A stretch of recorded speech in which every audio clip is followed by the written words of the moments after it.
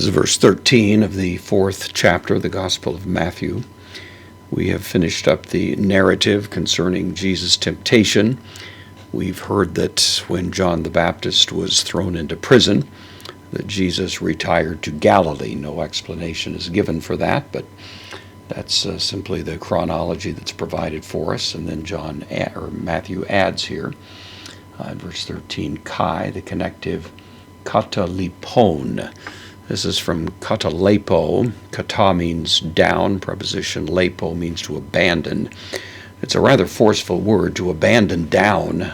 It really does carry with it a certain emotive character. This is presumably the occasion that is described for us by Luke in more detail, in which Jesus came to his hometown, Nazareth, and of course the people were offended by him, and essentially he left the town, and Matthew at least suggests to us the same incident, but only gives the conclusion of the matter. He abandoned Tain Natsarah. He abandoned, this is in the accusative, the direct object, Natsarah, feminine noun, so he abandoned the Nazareth.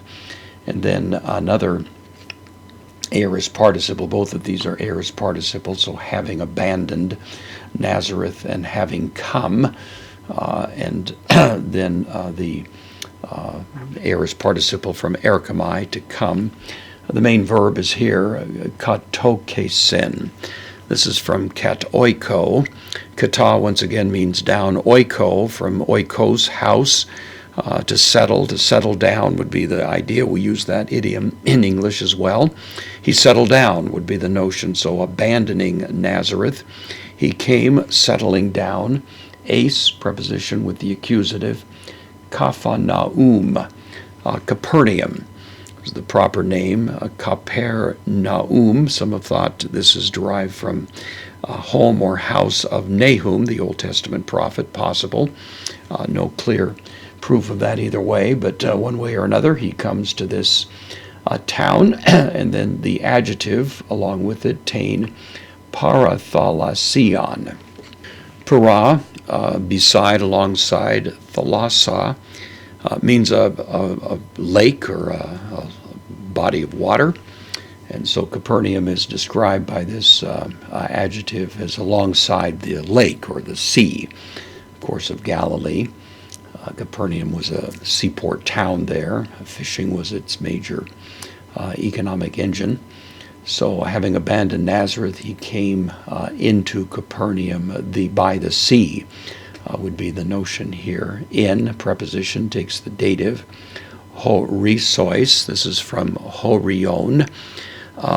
It means border. The English word horizon would be derived distantly from that. So on the border or in the borders.